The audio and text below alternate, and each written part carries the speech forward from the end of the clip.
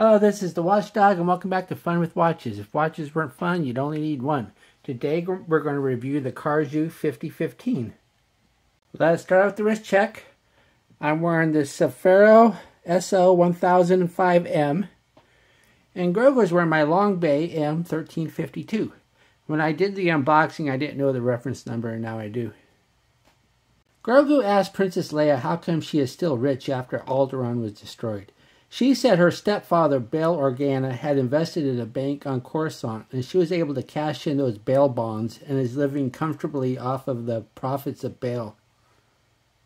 Alright, let's take a look at the watch. The watch did not come in a box. You could have got a box for an extra $1, but I figured why spend the extra $1? Because $1 for a box doesn't sound like a lot of money, but when you're talking about a watch that's cheap, all of a sudden it is. This CRRJU looks a lot like a Royal Oak, but it's different enough that I wouldn't call it an homage. The only real direct similarity is it has an octagon bezel. But that octagon shape is so ingrained into our brain that we immediately think of Royal Oak. Kind of similar to how the octagon G-Shock almost immediately picked up the nickname Casio Oak. One of my viewers asked me if I would review this watch, so I saw the $16.99 price and decided why not. Well, the joke's on me, as if I would have just waited a bit, the watch is selling for $14.29 now, so I'm going to have a heck of a time trying to sell this for anywhere near what I paid for it. If you don't want a box, you can get it for $13.29. There are 4 different colorways. You can also get a white dial with a gold colored case and brown strap. You can also have a black dial and gold case with black strap, and a blue dial with a chrome plated case and a blue strap. The watch is 42 millimeters if you measure at the flats of the bezel, 43.6 millimeters though if you measure at the corners, 49.8 millimeters lug to lug. It's only 11 millimeters thick, has a 22 millimeter lug width, and weighs 62 grams on the supplied leather strap. The bezel, as you can see, has brushing on it because a Royal Oak has coarse brushing on the bezel, but unfortunately, since this is chrome plated, it kind of looks bad because they brushed it then plated it, and it just makes that brushing look awkwardly shiny. So I think they would have been better off just leaving this polished, or smooth chrome plated I should say. Then we have the dial. The dial has a slight sunburst effect. The ad makes it look like it has a big sunburst effect, but no, you can just barely see it. Then we have the CRRJU name up top. I don't think CRRJU has a logo, but if they do, they're not using it. Here, do they have one on the back? Nope, just says CRRJU. And then on the bottom it says Quartz, and there's no mention of water resistance, and you only get 30 meters anyway. And I think they're going for a dress watch look, so they're trying to keep the writing to a minimal anyway. So I don't think, even if it had 100 meters, I don't think they'd put it on there.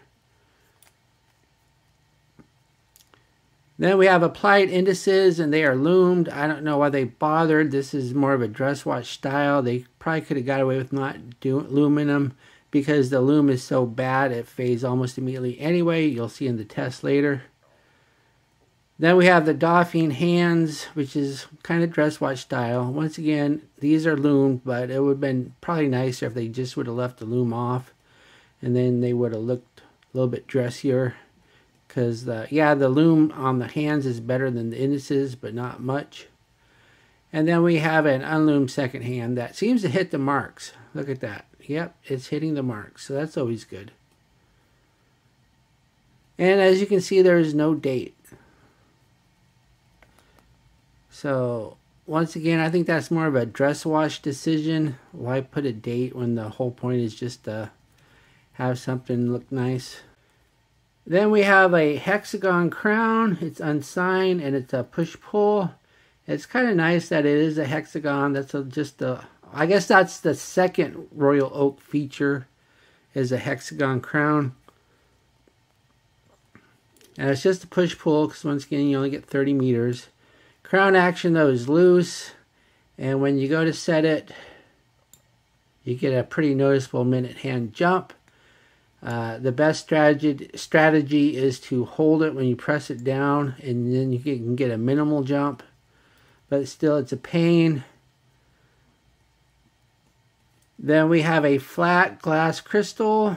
You'll never get a sapphire on a watch this cheap. And then the case is chrome plated, but it has a decent shape and the lugs go down significantly. So this is a big watch. So I think they shaped the case pretty good, and it's not very thick either. Then we have a press-on case back, and it says CRRJU stainless steel back, which is a pretty good tell that the rest is not. Then it says water resistant. Then it gives the model number and made in China. I took the case back off to take a look at the movement because it had said Japanese movement, so I just wanted to see what it was. The movement is a TMI PC21S. That's about as cheap as they get from the Seiko line of movements.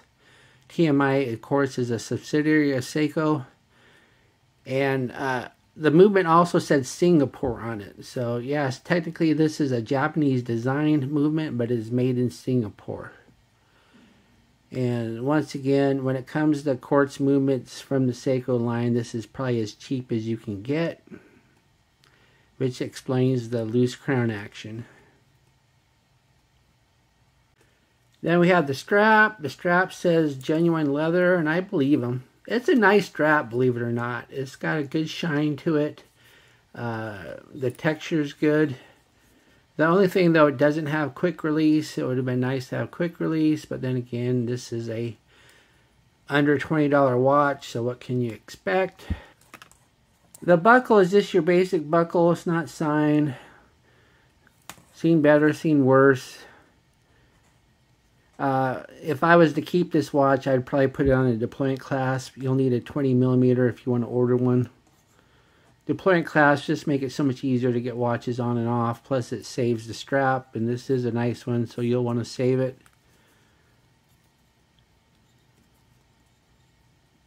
And fortunately, though, this doesn't have the integrated design of a real Royal Oak, so you'll be able to change straps easy enough, even though it's not quick release. At least you can. If it was the integrated style, you couldn't. Here's the watch on my 7.5-inch wrist. It wears nice. It's a big watch, but it wears nice and flat. Now it looks like I have 3 notches left on the strap, so 8 1/4, or you'll need a new one. And I really think this watch looks the best as a dress watch, so I'm not going to put it on any other straps because all my other straps are all retro and stuff, or NATO. So I think the faux alligator is what you want for this type of watch. Here we are in the Lume room, just wearing the watch. I knew the Lume wasn't any good, but we'll test it anyway because we can. As we speed up the time, we see the indices are already gone. The hands stick around a bit longer, then also fade away. This is very bad Lume. It probably would have been better to just leave out the Lume. What do I like about this watch? Well, I like the leather strap. I think it's pretty good considering the price. Has a nice shine to it, but doesn't look super glossy. I like the fact the second hand hits the marks, so if you have the Quartz second hand OCD, it won't set it off. And I think the hexagon crown's a nice touch.